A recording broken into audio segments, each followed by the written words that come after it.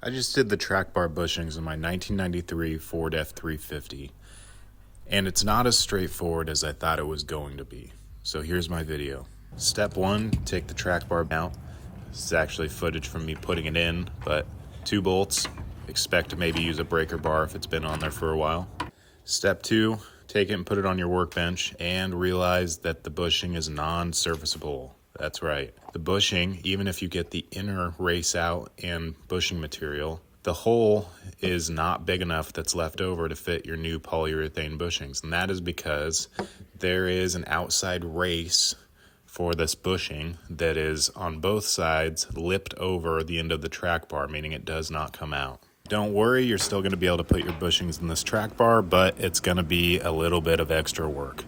So, as you can see, I got a chisel out, and I'm just going to start hammering at the lip of that outer race on the bushing. This is my first time doing this job, so you'll see here I'm trying to figure out exactly how I'm going to go about this. I figure I can probably get this outer race out, but I know that I need to be able to make myself some space.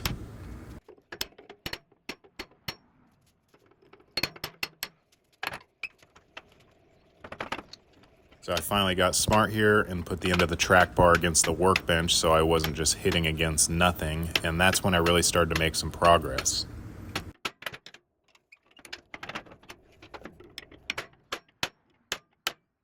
And now you'll see that I've switched up my method, and I now have a hacksaw that I put inside of the outer race of this bushing. And that is because I kept hitting it with a chisel.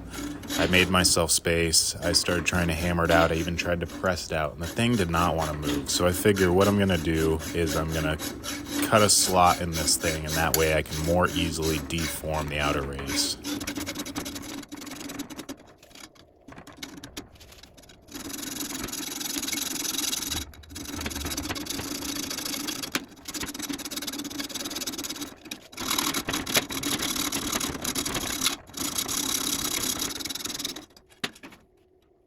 So you'll see there that I'm checking to make sure that I'm not actually cutting into the track bar. You want to make sure that you only cut the outer race of that bushing.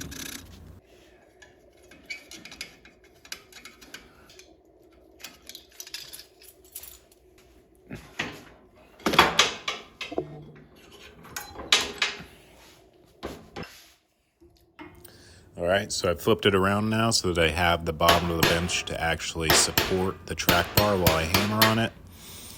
I'll be hammering away for a while here.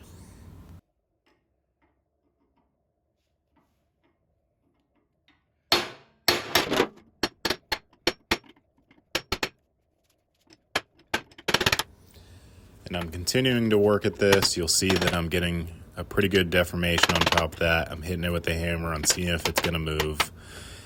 And you'll see that I obviously made a little bit of off-camera progress here. I just kept working at it. It took a while. I wasn't filming the entire time. But eventually, once I deformed that area where I made the cut enough, this thing started to get loose. I was able to see that it was moving when I was hammering on it. And eventually, that outer race popped right out of there.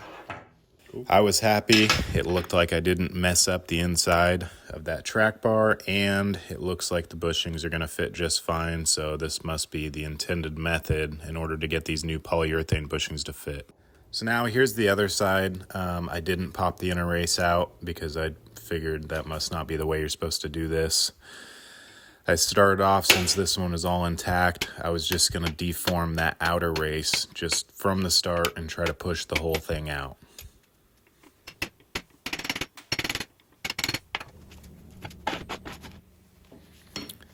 I've got what I thought was a pretty good deformation on that lip, enough to where it wouldn't catch on the outside of the track bar, but this thing did not seem to want to move. I tried the tactic of getting a socket where I was just hitting the outer race instead of hitting the inner race and having the rubber work against me. Didn't work. So, here's what I read you have to do if that inner race won't come out easily. In this case, one side did come out easily. The other side was really stuck in there. That part of the bushing was just more intact. So from what I read, you will go in and start melting it basically. Get your torch, get it hot. You're trying to melt that rubber, and what it'll actually do is turn into a dust that you can see on my workbench there. It heats up, it turns into a black dust. It's actually pretty short work. It does seem like you need to get rid of that inner race before you can really work on the outer race. So I have a socket supporting the bottom of the track bar. I just keep getting that bushing hot. I keep hammering on that metal inner race of the bushing until it drops out into my socket. There it is. I'm trying to get it out.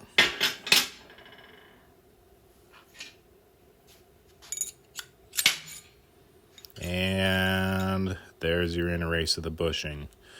You may still have a little bit of rubber material in there.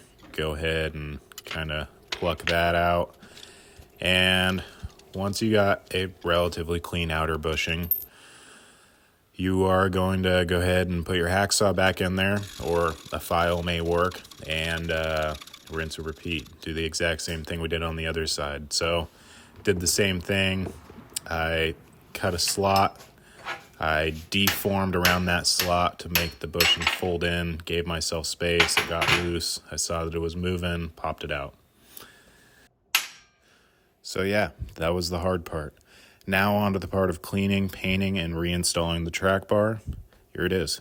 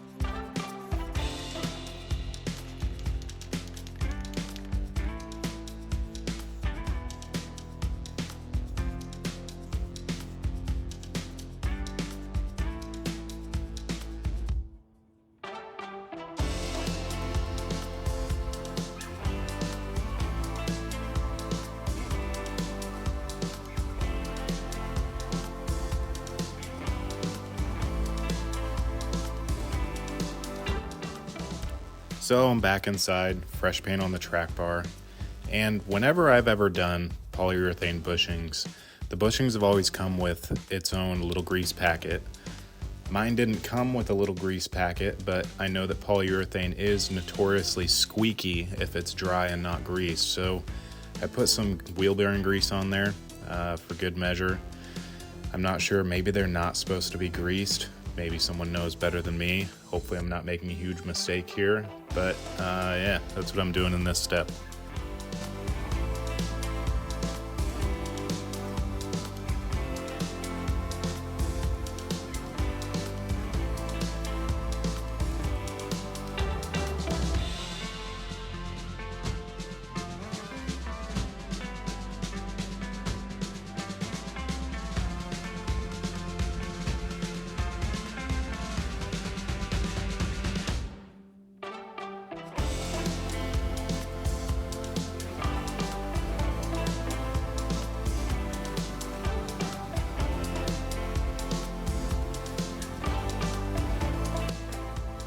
So I've got the bushings in the track bar. I'm just gonna go ahead and use a long piece of wood here to make sure to get them to seat pretty good and for those inner pins to be centered between the bushings. Looks like success.